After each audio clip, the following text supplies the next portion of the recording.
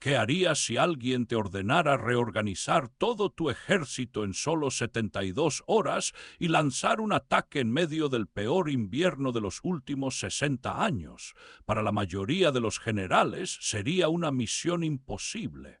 Sin embargo, en la reunión de emergencia de Verdún, el 19 de diciembre de 1944, George S.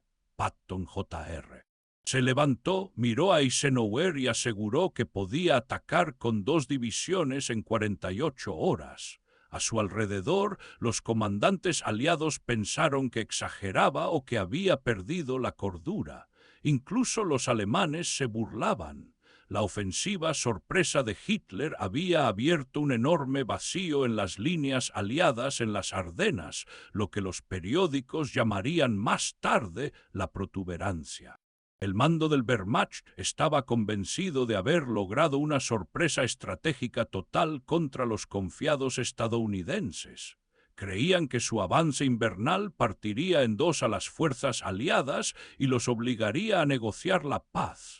Al fin y al cabo, ¿quién podría detener a 3 ejércitos alemanes compuestos por 250, 000 soldados y 1,000 tanques que avanzaban a través de bosques helados hacia Antwerp?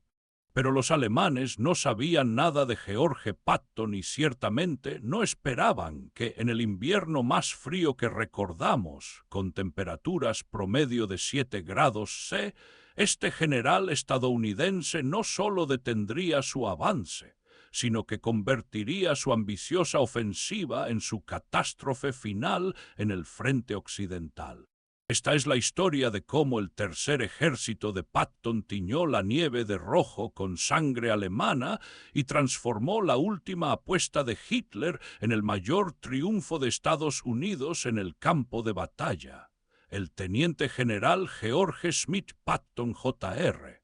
tenía 59 años cuando el destino lo llamó a las Ardenas.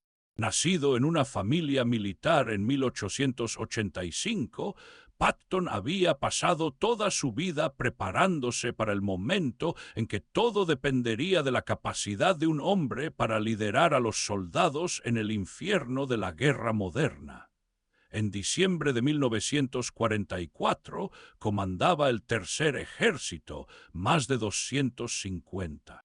000 hombres y cientos de tanques, y ya se había ganado la reputación de ser el general de panza más agresivo de las fuerzas aliadas. Pero el 16 de diciembre de 1944 todo lo cambió. Mientras el tercer ejército de Patton avanzaba a paso lento por la región de Saar, preparándose para su propia ofensiva en el corazón industrial de Alemania, Hitler desató la Operación Vigilancia en el Rhine. En la oscuridad que precede al amanecer, 29 divisiones alemanas atacaron las escasamente defendidas líneas estadounidenses en el bosque de Ardennes. El plan alemán era audaz en su alcance. Condujo 60 millas a través de Bélgica y Luxemburgo, tomó el puerto vital de Amberes y dividió los ejércitos británico y estadounidense en dos. Lo que hizo que la ofensiva alemana fuera tan impactante no fue solo su tamaño, sino también el momento en que se produjo. Los servicios de inteligencia aliados no lograron detectar la enorme acumulación de fuerzas alemanas. El Wehrmacht había desplazado 250, 000 hombres y 1,000 tanques a sus posiciones utilizando únicamente movimientos nocturnos y silencio de radio. Cuando comenzó el ataque, se logró una sorpresa táctica completa. En cuestión de horas, los tanques alemanes avanzaban hacia el oeste, abrumando las posiciones estadounidenses y creando pánico en los cuarteles generales aliados. El momento crítico llegó el 19 de diciembre, cuando el general Dwight Eisenhower convocó una reunión de emergencia en Verdun. La situación era desesperada. Las fuerzas alemanas ya habían avanzado 32 kilómetros hacia Bélgica, amenazando cruces de caminos estratégicos y la vital ciudad de Bastonia. El primer ejército estaba desorganizado, con divisiones enteras dispersas o destruidas, y si el avance alemán continuaba a este ritmo, podrían llegar a Amberes y lograr su objetivo estratégico. Para entender lo que ocurrió después, hay que entender al hombre que determinaría el resultado de la batalla. George Patton se había estado preparando para este momento durante toda su carrera militar. Cuando era un joven oficial, había estudiado a los grandes comandantes militares de la historia, Napoleón, Alejandro, César, y creía que estaba destinado a liderar un gran ejército en una batalla desesperada. Sus primeras experiencias en la Primera Guerra Mundial, donde comandó las primeras unidades de tanques estadounidenses en combate, le enseñaron el poder decisivo de la guerra blindada y la acción ofensiva rápida. Pero el camino de Patton hacia las Ardenas no había sido nada fácil. Su brillante liderazgo en el norte de África y Sicilia se vio ensombrecido por los infames incidentes de bofetadas en los que abofeteó a 2 soldados que sufrían de neurosis de guerra. Esta controversia casi acabó con su carrera y lo mantuvo fuera de los desembarcos iniciales del día D. Sin embargo, su reputación de liderazgo agresivo y brillantez táctica lo hicieron indispensable. Los alemanes le temían más que a cualquier otro comandante aliado, tanto así que se convirtió en la pieza central de una elaborada operación de engaño que convenció al Wehrmacht de que se estaba preparando para invadir Calala en lugar de Normandía. Cuando el Tercer Ejército desembarcó en Francia en julio de 1944, Patton había aprendido a canalizar sus instintos agresivos de forma más efectiva. Su estilo de liderazgo era único entre los comandantes aliados. Mientras otros generales dirigían sus ejércitos desde cómodos cuarteles generales, Patton pasaba sus días visitando unidades de primera línea, a menudo viajando en un jeep abierto en medio del fuego enemigo. Comprendió que los soldados necesitaban ver a su comandante compartiendo sus peligros y dificultades. El rápido avance del Tercer Ejército a través de Francia ya había demostrado el genio táctico de Patton. Después de salir de Normandía, sus fuerzas avanzaron 600 metros en solo 4 meses, liberando miles de kilómetros cuadrados de territorio y capturando cientos de miles de prisioneros alemanes. Pero el otoño de 1944 había traído frustración, escasez de suministros y una tenaz resistencia alemana en lugares como Metz, que había frenado su avance. Muchos comenzaron a preguntarse si Patton era simplemente un comandante de persecución, eficaz cuando se persigue a un enemigo derrotado, pero menos capaz cuando se enfrenta a una oposición decidida. La batalla de las Ardenas demostraría que esa evaluación era completamente errónea. Lo que Patton demostró en el invierno de 1944 fue algo que desafió el pensamiento militar tradicional, el concepto de una logística imposible que se vuelve posible gracias a un liderazgo y una preparación superiores. Cuando Eisenhower le preguntó cuánto tiempo le tomaría girar su tercer ejército hacia el norte para contraatacar, la respuesta de Patton sorprendió a todos los presentes. Mientras otros comandantes todavía intentaban comprender el alcance de la ofensiva alemana, Patton ya estaba 3 pasos adelante. Sin que los demás generales de Verdun lo supieran, Patton ya había previsto esta posibilidad. Su personal de inteligencia había detectado una actividad alemana inusual y había preparado 3 planes de contingencia separados para un giro hacia el norte. Este fue el genio de Patton. Él no se limitaba a reaccionar a los acontecimientos, sino que se anticipaba a ellos. Mientras que otros comandantes fueron tomados por sorpresa por la ofensiva alemana, Patton lo vio como una oportunidad. La escala de lo que Patton propuso desafió la sabiduría militar convencional. Ofrecía retirar 6 divisiones completas del combate activo, girarlas 90 grados y hacerlas marchar más de 100 m en medio de uno de los peores climas invernales en décadas, todo ello manteniendo su eficacia en combate.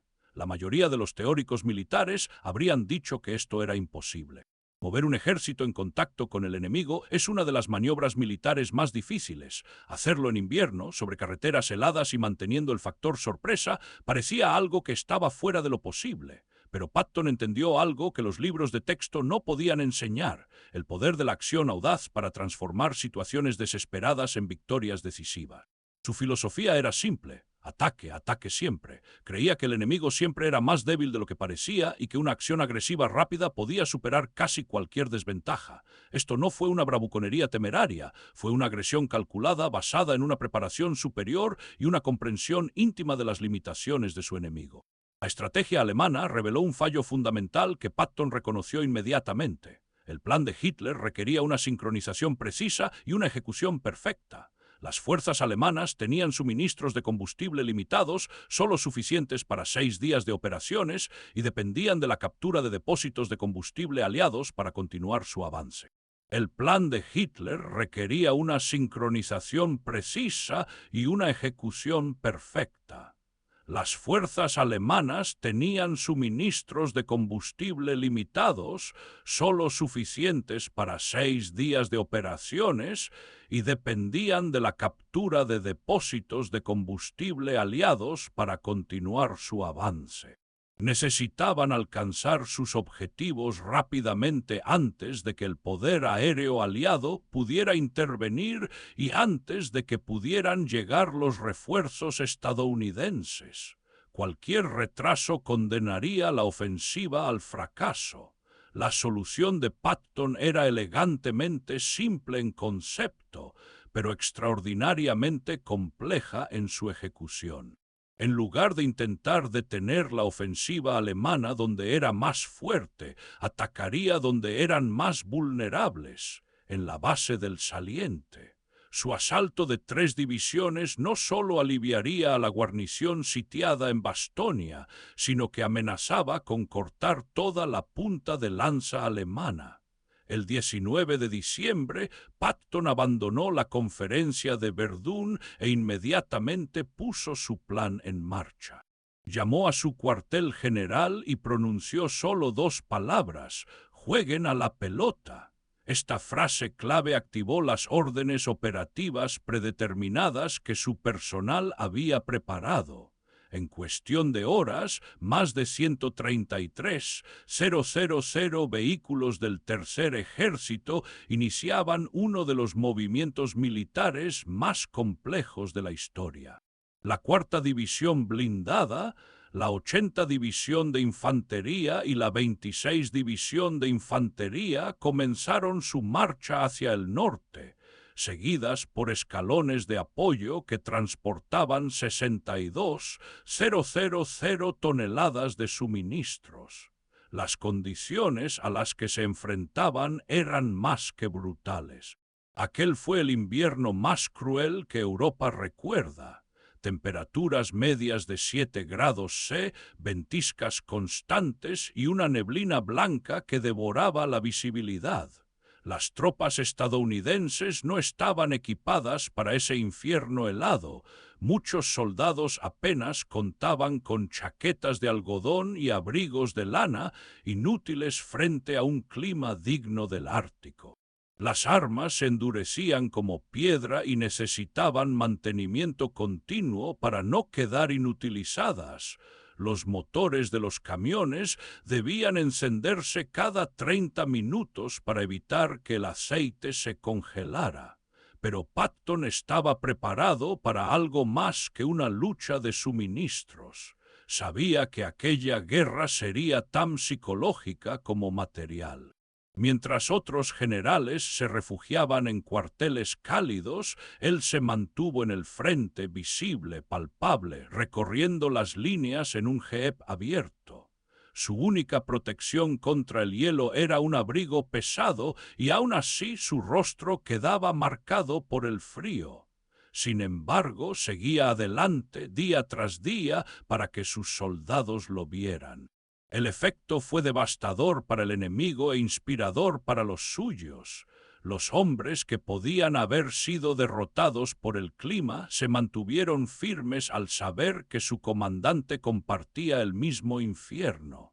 Aquello no solo elevó la moral, les recordó que si Patton resistía, ellos también podían hacerlo. Sus palabras de elogio y aliento se difundieron rápidamente en el Tercer Ejército. El anciano dice que somos los mejores soldados del mundo, o Georgie dice que este es nuestro mejor momento. Esto no era retórica vacía. Patton creía sinceramente que sus soldados eran capaces de lo imposible y su confianza se convirtió en la de ellos. La reacción alemana al movimiento de Patton revela la verdadera genialidad de su estrategia. El general Erich Brandenburg-Herr, al mando del 7º ejército alemán frente al sector de Patton, esperaba una reacción rápida del enemigo. Conocía la reputación de Patton en materia de guerra blindada agresiva e incluso había reconocido que Patton conducía operaciones de acuerdo con la concepción alemana fundamental de la guerra móvil. Pero incluso Brandenburg-Herr quedó atónito ante la velocidad y precisión de la marcha hacia el norte del Tercer Ejército. Los comandantes alemanes no habían previsto que ninguna fuerza aliada pudiera ejecutar una maniobra tan compleja en condiciones invernales.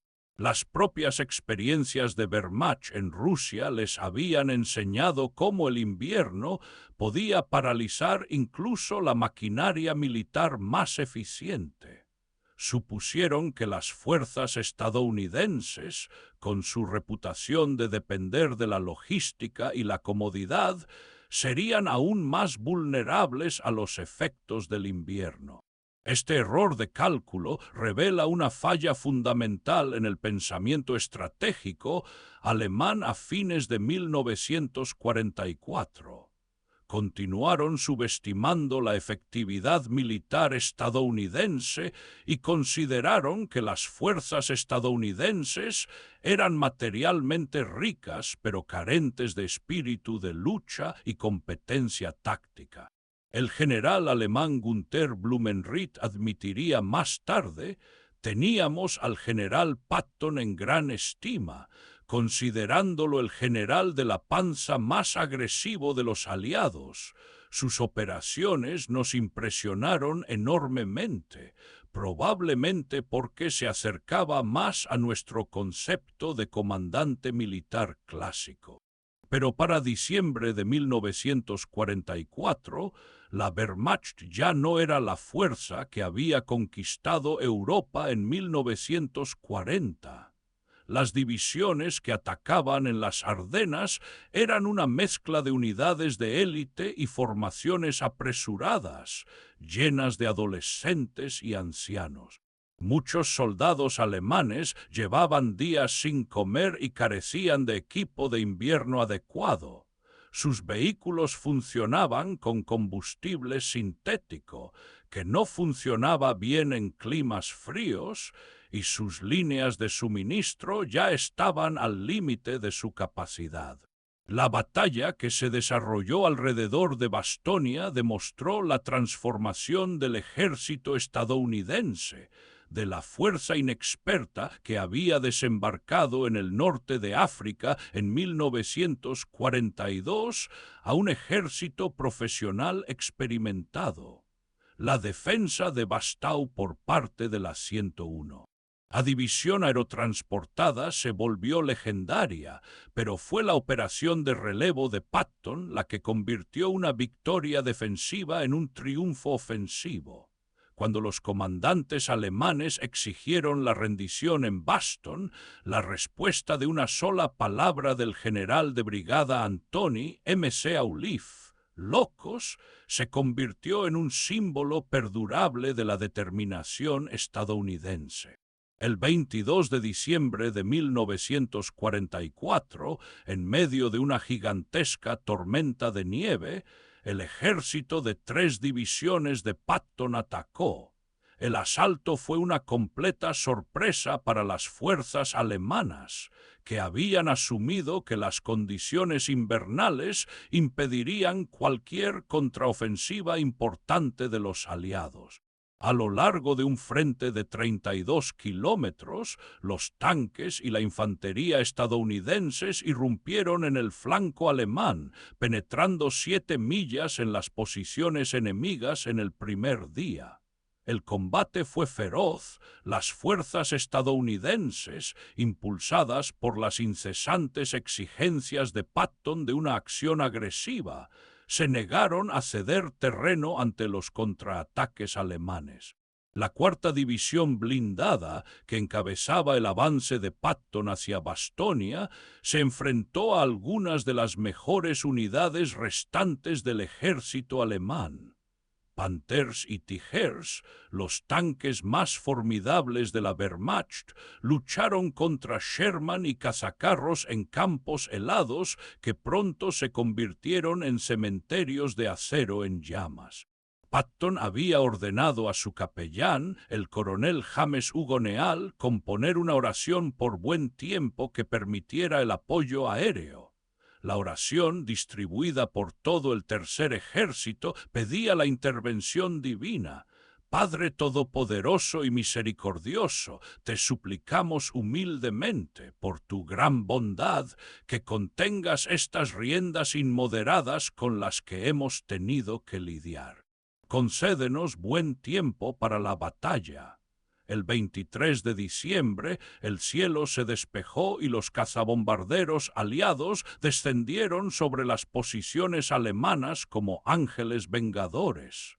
El avance se produjo el 26 de diciembre, el día después de Navidad, cuando elementos del 37 o batallón de tanques de la cuarta división blindada, liderados por el teniente Charles Boggis, atravesaron las defensas alemanas y se conectaron con la 101A División aerotransportada en Bastonia. El estrecho corredor que crearon tenía solo 457 metros de ancho, pero rompió el asedio alemán y abrió el camino para un refuerzo masivo de la guarnición estadounidense. Pero Patton no había terminado. Mientras que otros comandantes podrían haberse conformado con aliviar Bastonia, él vio la mayor imagen. La ofensiva alemana había sobreextendido sus fuerzas, creando oportunidades para contraataques devastadores. Bragg le dijo al general Bradley, esta vez el agachado metió la cabeza en la picadora de carne y yo tengo el control. La destrucción sistemática de las fuerzas alemanas en Arden requirió 6 semanas de brutales combates invernales. Soldados estadounidenses y alemanes lucharon en condiciones indescriptibles, trincheras excavadas en tierra helada, armas que se atascaban por el frío, hombres que compartían el calor corporal para evitar morir congelados. La nieve, inicialmente blanca e inmaculada, gradualmente se tiñó de rojo con la sangre de miles de soldados de ambos ejércitos. Para el 16 de enero de 1945, cuando las fuerzas estadounidenses del norte y del sur se encontraron en Ules, el abultamiento había sido eliminado. La ofensiva alemana, que Hitler esperaba que dividiera la coalición aliada y forzara una paz negociada, se había convertido en una catástrofe para la Wehrmacht.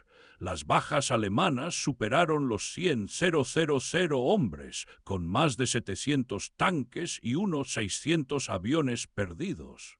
Más importante aún, Alemania había gastado la última de sus reservas estratégicas en una apuesta fallida. El papel de Patton en esta victoria es innegable. Su capacidad para reposicionar 6 divisiones completas en 72 horas, manteniendo su efectividad en combate, fue uno de los logros logísticos más notables de la historia militar. Como más tarde le escribió a su esposa, el destino me mandó llamar rápidamente cuando la situación se puso difícil. Quizás Dios me salvó para este esfuerzo. La batalla de las Ardenes demostró que George Patton era más que un simple comandante de tanques agresivo. Era un genio estratégico que comprendía que la acción audaz podía transformar situaciones desesperadas en victorias decisivas. Los alemanes, que se habían reído de la competencia militar estadounidense en diciembre, ya no reían en enero. Habían aprendido a un precio terrible que los soldados estadounidenses liderados por comandantes como Patton podían luchar y ganar en las condiciones más difíciles imaginables. Winston Churchill nunca se animó a elogiar los logros estadounidenses a la ligera. Calificó la batalla de las Ardenas como, sin duda, la mayor batalla estadounidense de la guerra. Pero para George Patton fue algo más. Fue la reivindicación de toda una vida dedicada a prepararse para el momento en que todo dependería de la capacidad de un hombre para convertir una situación imposible en una victoria inevitable. La nieve se había teñido de rojo, pero era sangre alemana la que teñía los campos invernales de las Ardenas, no estadounidense. Al final, la batalla de las Ardenas dejó al descubierto una verdad esencial sobre la guerra, una verdad que Patton entendía mejor que cualquier otro comandante de su tiempo, que el liderazgo firme, la ofensiva audaz y la fe absoluta en los propios soldados pueden superar cualquier desventaja táctica. Los alemanes iniciaron su ofensiva convencidos de que el invierno brutal y la supuesta falta de experiencia estadounidense garantizarían su victoria. Pero lo que encontraron fue algo muy distinto. Descubrieron que el tercer ejército de George Patton era capaz de combatir en cualquier terreno, en cualquier momento y contra cualquier enemigo que se le opusiera. Las Ardenas no marcaron el triunfo de Hitler, sino su caída definitiva. Fue el punto en el que las fuerzas estadounidenses alcanzaron su mayor fuerza, templadas como acero al rojo vivo en el crisol de la guerra invernal.